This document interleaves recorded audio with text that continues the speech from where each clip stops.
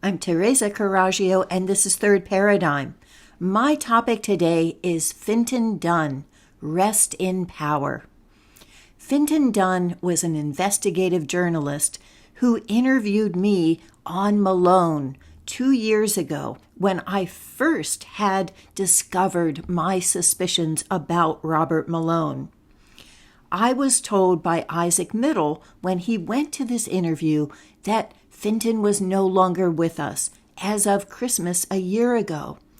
And so I've looked at that and it's hit me hard.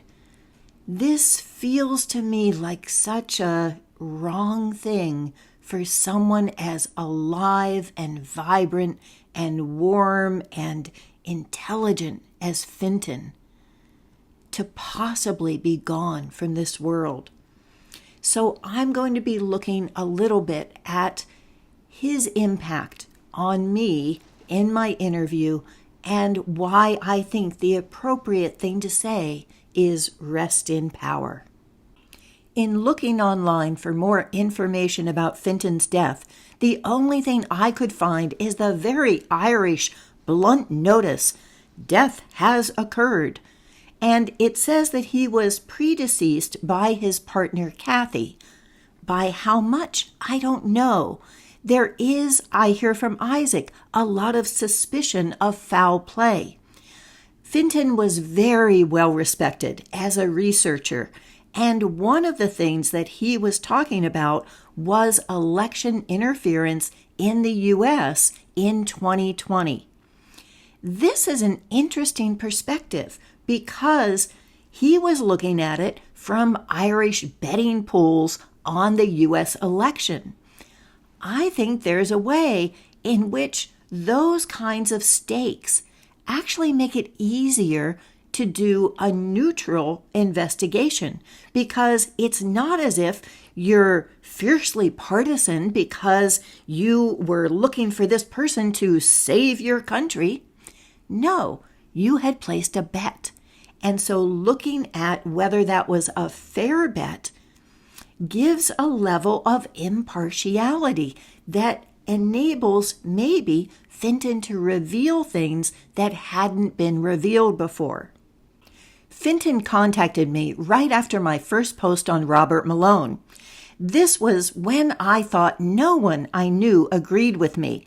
I was just analyzing the lawsuit that he had posted in his stack, and I was analyzing it out loud in the comment threads in discussion with some other people.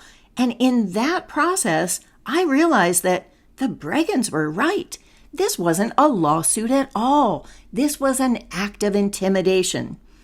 And coming to that realization, I thought, okay, I just have expose someone and they know that I've exposed them as being an asset to whatever agency they're working for. In this case, I looked at WikiSpooks to try to find some confirmation, and it was squeaky clean and actually edited by Liam, who at that time was working under Matthew Crawford. And that only gave one person to whom Robert Malone was a person of interest. That happened to be Joe Atwill, my friend, who is the author of Caesar's Messiah. So he's someone I had connected with a decade or more prior to this on a completely different basis, on the basis of our mutual analysis of Bible study. And that was something that was so odd that I contacted Joe, and Joe gave me a lot of things that confirmed that my suspicions were true and gave me the courage to go forward with them. At the time of this interview, I'm still giving Robert Malone the benefit of the doubt that he probably will come to his senses, that this is not the way to go, and he has so many wonderful viewers and commenters, and surely they will show him the error of his ways.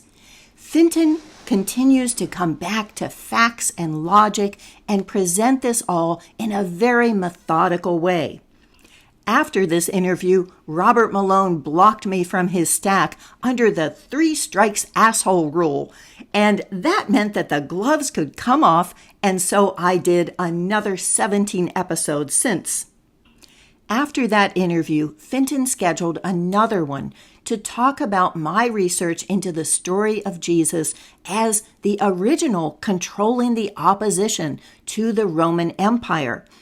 This is the research that I was doing with Joe Atwill a decade prior.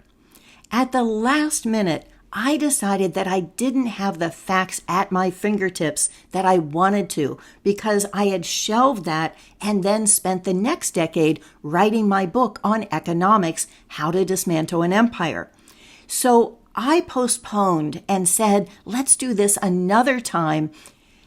And you can imagine now how I am kicking myself for that. But I've decided to give up regret for Lent, and I'm starting early. I encourage all of us to do this. I think January should be a time of presidential pardons that we all give ourselves, that we're doing the right thing. Other presidential pardons are about horrible things that people are doing to other people. But for us, the things that we blame ourselves for are generally things that we've done to ourselves, or inconsiderate things that we did, or mistakes that we made. They're not those things that are intentional. They're, I just wish I knew then what I know now, and I wouldn't have blown that opportunity. Last March, Fintan's name came up again when I did an episode called A Royal Flush and Irish Pharaohs, which is one of my favorites because I had such interesting material to work with. Namely, an interview that Fintan had done of Andrew Power, who wrote Ireland, Land of the Pharaohs. This had so much information that blew my mind, that was new to me, including the concept that the world had been encapsulated by a bubble of vapor, and that was broken by a meteor, which then separated the land and the air and the water. And that is a story that is recreated in the mythologies of all different cultures. It explains so much.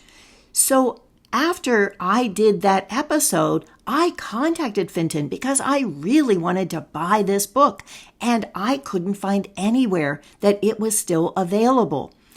I contacted him through all the different email addresses that I had and text, and I didn't hear anything back. And part of me wondered, could he be angry because I had canceled the interview? But that wasn't at all like him, and he had said that it wasn't a problem and had contacted me since. So it was just a mystery as to why I wasn't hearing back. And that mystery has been solved. It's my strong suspicion that when someone brings that level of awareness and compassion into the world, their presence can never be gone. Instead, I think that death is like that meteor that breaks the bubble that holds the body in one place and instead makes that into a rain that falls on all of us, that soaks into our souls and makes it where we have that courage that becomes a part of us. So the next time that I'm feeling like, this is going to create so much conflict, there's no one I know who even agrees with me, do I need to bring this out? I'm going to remember that Fintan would get this, and Fintan would see why it's important, why the truth is worth the conflict, because in the end, that is what gives us that power. For more, here is Fintan's interview of me on Robert Malone and his interview on Ireland, Land of Pharaohs with Andrew Power, the appropriately named Fintan Dunne. Rest in power.